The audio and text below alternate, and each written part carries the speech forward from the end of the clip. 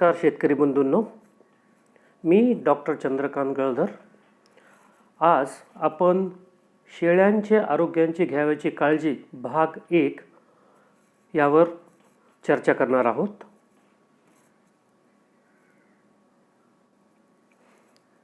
आजच्या चर्चेचे विषय आहेत शेळीचे स्वास्थ्य चांगले आहे की नाही हे कसे ओळखावे, आजारी शेळी कशी ओळखावी, शेळ्यांचे काही महत्त्वाचे आजार याबद्दलही आपण आज चर्चा करणार आहोत। नवजात आभ्रकाची घ्यायची काळजी किंवा जे काही नवजात शिशु असतात, जे बोकड असतात, त्यांची कशी काळजी घ्याल, आणि सगळ्यात महत्त्वाचं म्हणजे जंत होऊ नयेत म्हणून काय काळजी घ्यायला पाहिजे। तर आज शेतकरी बंधूंनो, आपण आपला जो आजचा चर्चेचा विषय आहे त्यातल्या पहिल्या क्रमांकाच्या विषयावर आपण चर्चा करणार आहोत। ते म्हणजे शेळीचे स्वास्थ्य चांगले आहे की नाही हे कसे ओळखाल।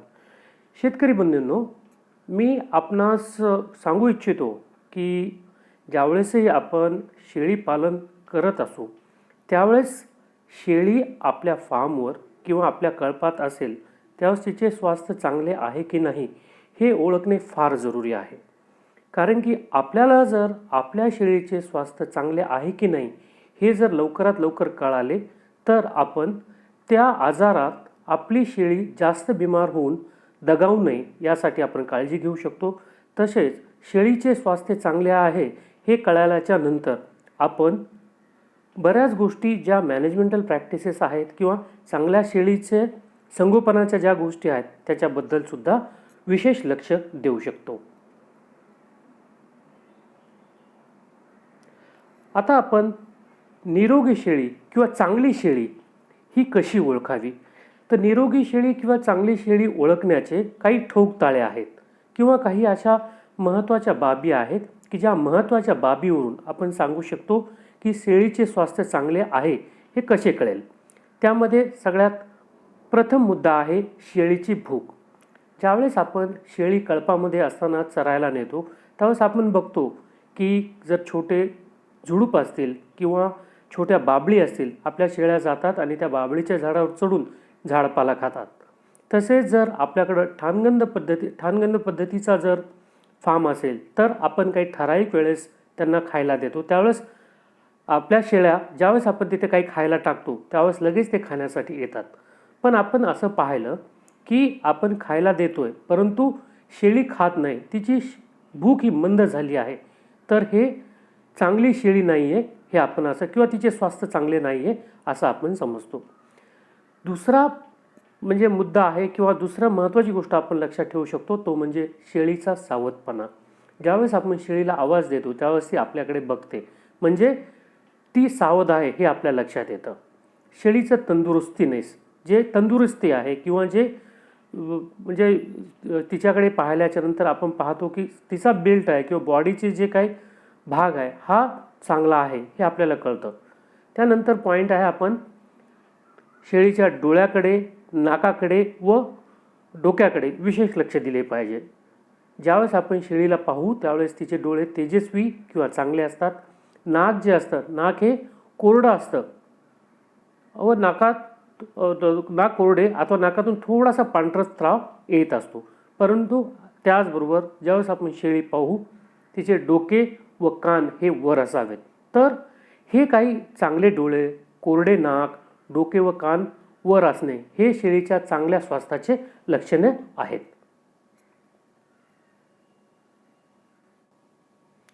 त्यानंतर आपण बघू शकतो शेळीचे स्वास्थ्य चांगले आहे। आपण पाहतो जी निरोगी शेळी आहे तिची शेपटी ही नेहमी वरी असते किंवा ती वरी असावी, अंग तिचे स्वच्छ असते। त्यानंतर आपण लक्ष द्यायला पाहिजे की लेंडी होते की नाही, ज्या काही छोट्या ड्रॉपलेट्स आहेत ते होतं की नाही याकडे आपण विशेष लक्ष द्यायला पाहिजे। तसेच शरीरावर किंवा कातडीवर कोणत्या जखमा आहेत की नाही हे पण बघायला पाहिजे। तर शक्यतोवर लेंडी होत असेल, लेंडी जी नेहमीप्रमाणे होत असेल तर हे चांगल्या स्वास्थ्याचे लक्षण आहे।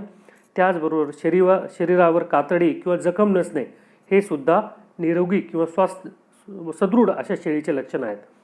त्यानंतर शेतकरी बंधूंनो, आपण एक गोष्ट पाहू शकतो, चालताना शेळी व्यवस्थित चालते किंवा नाही याकडे आपण विशेष लक्ष द्यायला पाहिजे।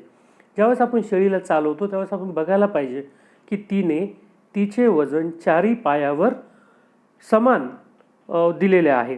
जर काही पायामध्ये अपाय असेल किंवा कुठे काही जखम झालेली असेल पायावर, तर काय होतं की एका पायाचा जो काही वजनाचा अतिरिक्त भार आहे हा तो 3 पायावर घेते, त्यामुळे चालताना ती व्यवस्थित चालत नाही. तर हे काही महत्त्वाचे मुद्दे आहेत शेतकरी बंधूंनो, आपण बघायला पाहिजे की हे महत्त्वाचे मुद्दे जर आपण आपल्या फार्ममध्ये किंवा आपल्या शेळीच्या कळपामध्ये जर बघितले दैनंदिन सकाळी, दुपारी आणि संध्याकाळी, आणि ह्या गोष्टीकडे जर लक्ष दिले तर शेळी चांगली आहे हे आपल्याला कळू शकेल.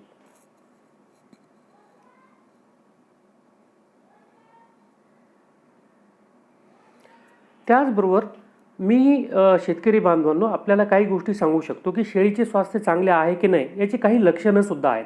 जसं की आपण गुरुद्वारातील ताप घेऊ शकतो. जास्तीत जास्त 102 ते 104 फॅरनाईट इतका ताप असायला पाहिजे. जर हा ताप 104 पेक्षा जास्त असेल किंवा 103 किंवा 104 पेक्षा जास्त फॅरनाईटपेक्षा जास्त असेल तर हे आपल्याला लक्षणित करतं की काहीतरी ताप आलेला आहे आणि हे आजाराचं लक्षण असू शकतं. दुसरी गोष्ट आहे रवंत करणे किंवा वांगुळ करणे. आपण पाहतो शेळी ही खाते, खाल्ल्याच्या नंतर रवंत करते. तर तिचा जो रवंत करण्याचा दर आहे हा रवंत करण्याचा दर 1 ते 2 प्रति मिनिट असा असायला हवा. त्याचबरोबर आपण श्वासोच्छ्वास घेण्याचा जे आपण रेस्पिरेशन घेण्याचा दर म्हणतो हा दरसुद्धा 15 ते 30 प्रति मिनिट असायला पाहिजे. तर ह्या काही महत्त्वाच्या बाबी आहेत ज्याच्यामध्ये आपण गुरुद्वारातील तापमान, रवंत करण्याची पद्धती व तिचा दर, श्वासोच्छ्वास करण्याची पद्धती व तिचा दर ह्याचं जर आपण व्यवस्थित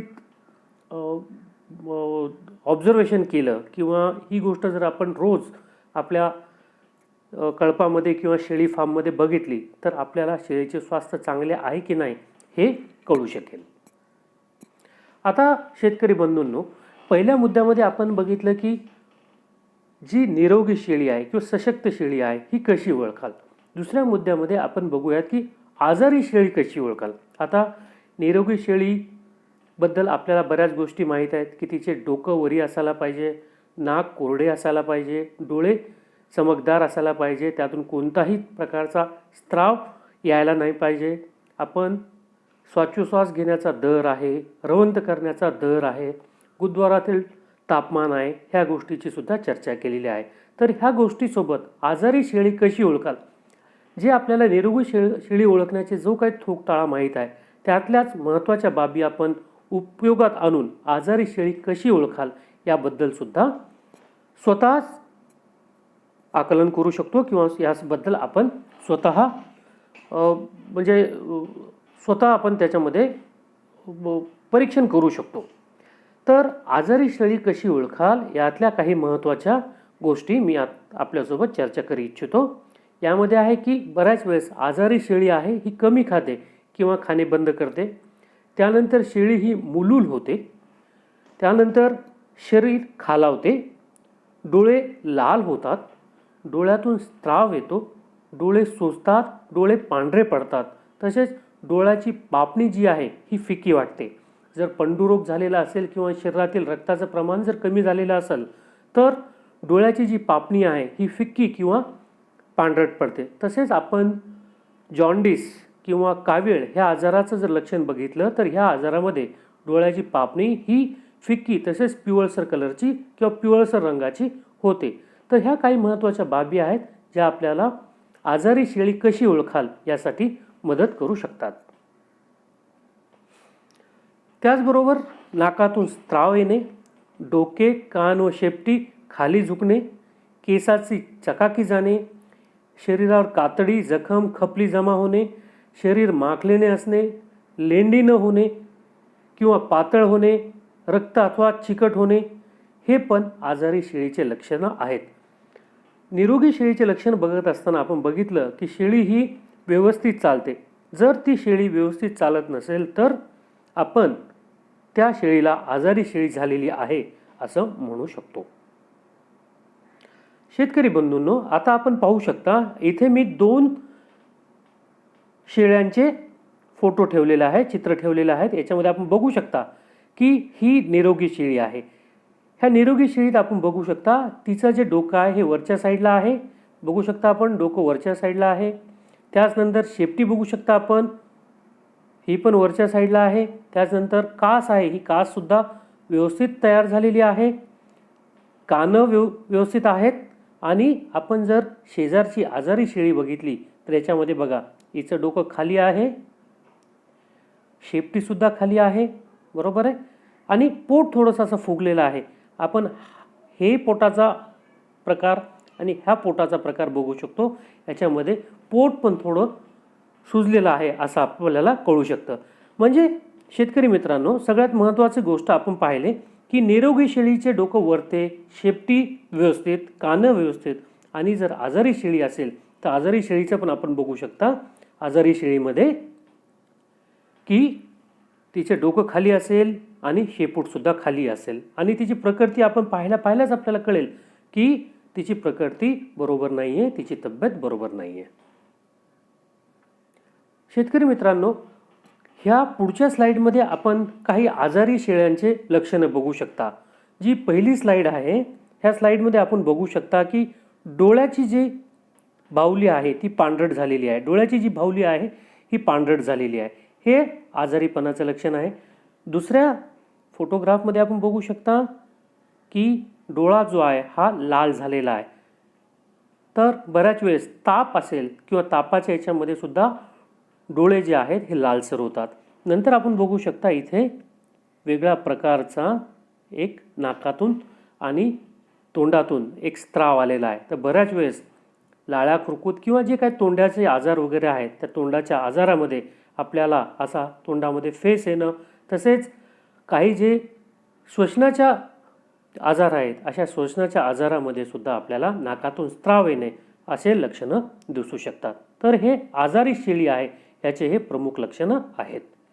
परत आपण नंतरच्या स्लाईडकडे बघू शकतो. नंतरच्या स्लाईडमध्ये आपण पहा, इथे आपल्याला नंतरच्या स्लाईडमध्ये आपण पाहू शकतो की मावा किंवा जे शरीराची पद्धती आहे किंवा जी ओठाची पद्धती आहे किंवा नाक आपण बघितलं तर हे थोडंसं स्त्राव आलेला दिसतो. चेहऱ्याचा जो भाग आहे, गालाच्या तिथला भाग आहे किंवा जो ओठाचा भाग आहे हा सगळा भाग खराब झालेला आहे असं दिसतं. ह्या स्लाईडमध्ये आपण बघू शकतो की अंगावर फोडी आलेल्या आहेत किंवा त्वचा विकार आहे. आपण त्यानंतर ह्या स्लाईडमध्ये सुद्धा बघू शकतो की नाकातून स्त्राव आलेला आहे. तर ह्या गोष्टी आपण शेतकरी बांधवांना बघू शकतो. ज्या 4 स्लाईड आहेत ह्या 4 स्लाईड याच्यामध्ये आपल्याला शेळ्यांमध्ये आजारी आहे किंवा हे प्रामुख्यानं आजारी शेळीचे लक्षणं आहेत असं आपण म्हणू शकतो. शेतकरी बंधूंनो, आपण आजच्या चर्चेमध्ये पहिले निरोगी शेळी कशी ओळखायची आणि दुसऱ्या याच्यामध्ये आजारी शेळी कशी ओळखायची ह्याबद्दल चर्चा केलेली आहे. आपण आता तिसऱ्या क्रमांकाच्या मुद्द्याकडे जाऊयात. यामध्ये शेळ्यांचे काही महत्त्वाचे आजार आहेत. शेतकरी बंधूंनो, मित्रहो, आज आपण भाग 1 ह्यावर चर्चा करणार आहोत. या भाग 1 मध्ये मी आपल्याला निरोगी शेळी व आजारी शेळी कशी ओळखावी ह्याबद्दल माहिती देत आहे. शेळ्याचे महत्त्वाचे आजार किंवा शेळ्यांचे आजार व त्याचे विस्तृत माहिती मी भाग क्रमांक 2 मध्ये देण्याचा प्रयत्न करेन. तर आपण बघूया शेळ्यांचे काही महत्त्वाचे आजार. तर शेळ्यांमध्ये काही महत्त्वाचे आजार आहेत ज्यामध्ये आहे मेट्रायटिस, गर्भपात, स्तनदाह, मूतखडा, पोटफुगी, लंगडणे, सांधेदुखी, अपचन, मिरगी आणि कृमी. तर मेट्रायटिस हा आजार ज्या वेळेस शेळी आपल्या पिलांना जन्म देते व जर शरीरात घाण काही जर तशीच राहिली असेल तर आपण जी पिशवी आहे त्या पिशवीचा दाह किंवा त्यालाच मेट्रायटिस असे म्हणतात. गर्भपातामध्ये आपण पाहतो की जे काही पिलं आहेत यांची पूर्ण वाढ न होता गर्भपात होऊन शेळी त्या दोन जे काही पिलं आहेत त्यांनासुद्धा मुकते व त्यामध्ये शरीराच्या जीवालासुद्धा धोका, शेळीच्या शरीरालासुद्धा जीवालासुद्धा धोका असू शकतो. स्तनदाह याला दगडी असं म्हणतात. स्तनदाह आजारामध्ये जी कास आहे, ह्या कासेचा दाह असतो. याच्यामध्ये जे दूध आपण पाहतो, ह्या दुधाचा जो रंग आहे तो बदलतो. त्याचबरोबर दूध जे आपण सर्वसाधारणपणे पाहतो की पातळ असतं, पण याच्यामध्ये रक्ताच्या किंवा दुधाच्या गाठी होतात. मूतखडा यामध्ये आपले जे मूत्रपेशी आहे, पिशवी आहे, मूत्राची पिशवी आहे, त्याच्यामध्ये खडे होऊ शकतात. पोटफुगी, जर अपचन किंवा अशा काही गोष्टी आहेत की ज्यामुळे पोटामध्ये गॅस तयार होऊ शकतो, अशा जर गोष्टी जर काही शेळ्यांनी खाल्ल्या तर पोटफुगी हा आजार होऊ शकतो. लंगडणे, सांधेदुखी हे हाडाच्या संलग्नाचे आजार आहेत. जर कुठे मार लागला असेल तर लंगडणे हे होऊ शकतं. अपचन, मी जसं आपल्याला सांगितलं की पोटफुगी आहे, तसंच अपचन. आपण जर शेळींना किंवा शेळ्यांना खाणं देतो किंवा खानपान देतो किंवा जो चारा देतो तो जर पचनास अवघड जात असेल तर अपचन होऊ शकतं. मिरगी हा चक्कर येणे किंवा जोरजोरात चक्कर येऊन खाली पडणे वगैरे जे आहे, ह्यामध्ये ओव्हाइन-किटोसिस असा एक आजार आहे. याच्यामध्ये मिरगी याचे सिम्पटम्स आपल्याला दिसू शकतात. आणि क्रमीबद्दल आपण जो 4थ्या नंबरचा पॉईंट आहे त्याच्यामध्ये आपण चर्चा करणारच आहोत, किंवा 4थ्या क्रमांकाचा जो मुद्दा आहे त्याच्यामध्ये आपण चर्चा करणार आहोत. शेतकरी मित्रांनो, मी आपल्याला 2 गोष्टीची विशेष माहिती देऊ इच्छितो. ते म्हणजे शेळींचे काही महत्त्वाचे सांसर्गिक आजार, म्हणजे एका शेळीपासून दुसऱ्या शेळीला होणे, आणि शेळींचे काही महत्त्वाचे असंसर्गिक आजार, म्हणजे ह्यामध्ये एका शेळीपासून दुसऱ्या शेळीला होणार नाहीत. तर ह्या आजाराची सुद्धा आपल्याला माहिती असणे आवश्यक आहे. तर आपण सुरुवातीला जे काय सांसर्गिक आजार आहेत याच्याबद्दल बघूया. तर शेळ्यांचे काही महत्त्वाचे सांसर्गिक आजार आहे, याच्यामध्ये आहेत कातडेचे आजार, खरूज, नायटा, चट्टा, त्यानंतर तोंड येणे, गोचीड, उवा, पिसू यांचा संसर्ग किंवा यांचा फैलाव होणे. हे जे आजार आहेत, हे आजार शेळींच्या सांसर्गिक आजारामध्ये येतात. म्हणजे जर एका शेळीला हा आजार झाला तर आपल्या फार्ममध्ये किंवा आपल्या शेडमध्ये असणाऱ्या बाकी शेळ्यांना सुद्धा हा आजार होऊ शकतो.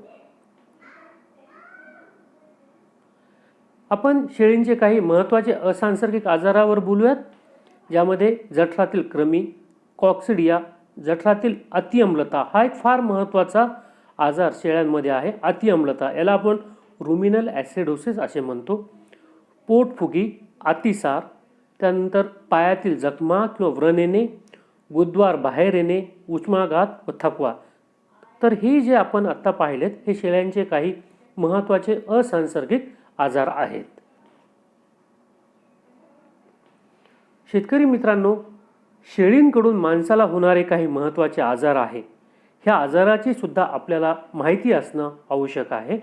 तर ह्या आजाराला आपण झोनोटिक डिसीजेस असे म्हणतो. यामध्ये ब्रुसेलोसिस, क्षयरोग म्हणजे ट्युबरक्लोसिस आपण म्हणतो, टीबी हा आजार किंवा क्षयरोग, पॉक्स, लाळ्या खुरकत आणि साल्मोनेलोसिस हे शेळीकडून माणसाला होणारे काही महत्त्वाचे आजार आहेत.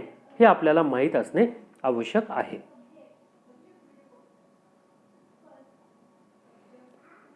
आता आपण 4थ्या मुद्द्याकडे वळूयात शेतकरी मित्रांनो. 4थ्या मुद्द्यामध्ये नवजात अर्भकाची काळजी किंवा नवजात शिशूची काळजी आपण कशी घ्याल. मला सांगा शेतकरी मित्र हो, आपण शेळी फार्म सुरू करतो किंवा गोट फार्म हा आपण शेतामध्ये किंवा उपजीविकेसाठी सुरू करतो. ज्यावेळेस आपण शेळी फार्म सुरू करतो त्यावेळेस आपली शेळी गाभण असून ज्यावेळेस जनते किंवा ज्यावेळेस वेहते, ज्यावेळेस ती आपल्याला पिले देते, हे पिलं म्हणजे आपलं नेक्स्ट प्रॉफिट आहे. ही गोष्ट तर सगळ्यांना मान्य आहे. जे काही पिलं आहेत ही आपली पुढची कमाई आहे. त्यामुळे नवजात अर्भकाची जर आपण काळजी घेतली आणि त्याची मर्तुकीचं प्रमाण जर कमी केलं तर निश्चितच आपला जो काही शेळीचा फार्म आहे किंवा आपला जो काही शेळीचा व्यवसाय आहे हा व्यवसाय व्यवस्थित होईल असं मला वाटतं. तर त्यासाठी नवजात अर्भकाची काळजी घेणे फार महत्त्वाचं आहे. तर ती काळजी आपण कशी घ्याल. तर नवजात अर्भकाच्या काळजीमध्ये किंवा नवजात शिशूच्या काळजीमध्ये सगळ्यात महत्त्वाचं म्हणजे आपण नाळेची काळजी व त्याच्या आजारातील महत्त्व ह्या विषयात माहिती करून घेणे फार जरुरी आहे. नाळ जी आहे, ज्यावेळेस डिलिव्हरी होते किंवा ज्यावेळेस पार्च्युरेशन होते, ज्यावेळेस शेळी नवीन पिलांना जन्म देते, त्यावेळेस तिची नाळ ही आपण निर्जंतुकीकरण करणं किंवा ॲसेप्टिक सोल्युशनने, ॲसेप्टिक ॲपरेटसने सेपरेट करणं जरुरी आहे. कारण की जर आपण तसे केले नाही तर बऱ्याच वेळेस त्यातून जे काही नवजात पिलं आहेत यांना आजार होण्याचा धोका होऊ शकतो. त्यानंतर जन्मानंतर मिळणाऱ्या आईच्या दुधाचे महत्त्व हे फार महत्त्वाची गोष्ट आहे. ज्यावेळेस नवीन पिलं जन्माला येतात त्यांना लगेच व्याल्यानंतर किंवा जन्मानंतर लगेच आपण आईचे दूध दिले पाहिजे. आपण याला चीक असं म्हणतो किंवा कोलोस्टम असे म्हणतो. तर ह्या चिकाचे नवजात शिशु किंवा नवजात आभ्रगाच्या तब्येतीमध्ये अनन्यसाधारण असे महत्त्व आहे, खूप महत्त्व आहे. कारण की हे जे काही चीक आहे किंवा हा जो दूध आहे याच्यामध्ये रोगप्रतिकारक शक्ती वाढवणारे काही पदार्थ असतात, ज्याला आपण अँटीबॉडीज असं म्हणतो. तर रोगप्रतिकारक शक्ती जर वाढवायची असेल तर आपल्याला नवजात आभ्रकाला किंवा शिशूला त्याच्या जन्माच्या नंतर लगेचच हे चीक देणे महत्त्वाचे आहे.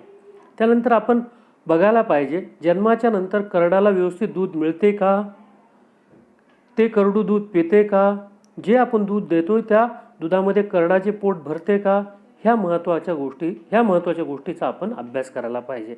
आणि याचबरोबर शेळी पाना सोडते की नाही, जो सगळ्यात शेवटचा मुद्दा आहे, शेळी पाना सोडते का नाही, हा फार महत्त्वाचा मुद्दा आहे. की बऱ्याच वेळेस स्तनदाह जर असेल तर स्तनदाह असताना शेळी ही पाना सोडत नाही. जर स्तनदाह असेल, जर शेळी पाना सोडत नसेल तर त्यातून दूध भेटणार नाही. जर दूध भेटत नसेल तर जे काय करडू आहे त्याला आपल्याला योग्य प्रमाणात दूध मिळणार नाही. तर ह्या महत्त्वाच्या गोष्टी आहेत ज्या नवजात आभ्रक जे आहे किंवा जे काही शिशु आहे याच्या काळजी घेणे जरुरी आहे. यानंतर काही दुसऱ्या महत्त्वाच्या बाबी आहेत याच्याकडे आपण लक्ष देणे गरजेचं आहे. यामध्ये पचन योग्य होते का, त्याची विष्ठा बरोबर होते का, शेण बरोबर होतं का किंवा लेंडी बरोबर होते का हे बघायला पाहिजे. शरीरातील तापमान बरोबर आहे का हे बघायला पाहिजे. करडाचा चंचलपणा चांगला आहे की नाही. आपण पाहतो ज्यावेळेस करडू जन्मतं किंवा 4-5 दिवसाच्या नंतर ते मुक्त असतं, खेळतं. जर त्याचा चंचलपणा नसेल तर तो आजारी आहे का काय, ह्या गोष्टी आपण तिथे बघायला पाहिजे. तसेच नवजात करडं जे आहे याचं आपण थंडीपासून संरक्षण करायला पाहिजे व ग्लुकोजची कमतरता त्याच्यामध्ये होणार नाही याची आपण दक्षता घ्यायला पाहिजे. जर आपण ग्लुकोजची कमतरता असेल तर यामध्ये रोगप्रतिकारक शक्ती कमी होऊन म्हणजे जर थंडी असेल तर थंडीपासून संरक्षण करण्यामध्ये जर ग्लुकोजची कमतरता असेल तर हे नवजात आभ्रक जे आहे हे कमी पडू शकतं व त्यामुळे आपल्या फार्ममध्ये मळतूक वाढण्याचं प्रमाण वाढू शकतं. शेतकरी बंधूंनो, आपण आता जंत होऊ नयेत म्हणून काय काळजी घ्याल या गोष्टीचा अभ्यास करूयात. तर जंत होऊ नयेत म्हणून घ्यायची काळजी व त्यावरील औषध. 3 ते 4 महिन्यातून आपण विष्ठा तपासून घ्यावी. जे शेण आहे किंवा ज्या लेंडी आहेत हे लेंडी आपण तपासून घ्यायला पाहिजे. जे पण आपल्या नजदीक किंवा नजीकचं जे काही पशुवैद्यकीय महाविद्यालय असेल किंवा पशुवैद्यकीय सर्व चिकित्सालय असेल किंवा असं प्रयोगशाळा की ज्या प्रयोगशाळेमध्ये आपल्याला विष्ठा तपासून घेता येईल अशा प्रयोगशाळेत आपण आपले विष्ठेचे सॅम्पल किंवा नमुने पाठवून ते चेक करून घ्यायला पाहिजे. आणि ही जी फ्रिक्वेन्सी आहे हे 3 ते 4 महिन्यातून एकदा घ्यायला पाहिजे. तसेच जर आपल्याला वाटत असेल की आपल्या फार्ममध्ये काही कृमीचा प्रादुर्भाव आहे तर अशा वेळेस शेळी किंवा करडे अधिक प्रमाणात एकत्र ठेवू नये, जेणेकरून हा आजार पसरण्यास सोपे जाईल. त्यासाठी आपण शेळी व करडे अधिक मात्रात एकत्र ठेवायचे नाही आहेत. तर जंत होऊ नये याच्यासाठी आपण सगळ्यात महत्त्वाची गोष्ट म्हणजे विष्ठा तपासून घेणे. त्याचे 3 ते 4 महिन्यातून एकदा करून घ्यायला पाहिजे. तसेच शेळी व करड्याचं प्रमाण जास्त ठेवू नये किंवा एकत्र ठेवू नयेत. त्यानंतर मी तुम्हाला सांगेल की जंत होऊ नये यासाठी विविध औषधे दिले जातात, ज्यामध्ये अल्बेंडाझोल आहे, मेबेंडाझोल आहे, फेनबेंडाझोल आहे. परंतु हे औषधं आपण पशुवैद्यकाच्या सल्ल्याने द्यायला काहीच हरकत नाही किंवा त्यांचा सल्ला घेऊनच द्यावीत. तर शेतकरी मित्रांनो, आज आपण आजच्या भागामध्ये 5 बाबींचा प्रामुख्याने अभ्यास केला आहे, ज्याच्यामध्ये आपण निरोगी शेळी कशी ओळखायची, आजारी शेळी कशी ओळखायची, शेळ्यांचे सर्वसाधारण आजार काय आहेत, त्यानंतर नवीन नवजात शिशु किंवा अभ्रक आहे किंवा करडू आहे याचे काळजी कशी घ्यायची, आणि आपल्या गोठ्यामध्ये किंवा शेळी फार्ममध्ये कृमी किंवा जंत होऊ नयेत याची काळजी कशी घ्याल. तर ह्या 5 गोष्टीचा आपण अभ्यासाची सुरुवात केलेली आहे. मी जर आपणास ह्या गोष्टी जर म्हणजे समजल्या असतील तर मी पुढच्या भागामध्ये भाग 2 मध्ये शेळ्यांचे सर्वसाधारण आजार व त्यावरील उपचार कसे करायला पाहिजे ह्याबद्दल माहिती देईल. धन्यवाद.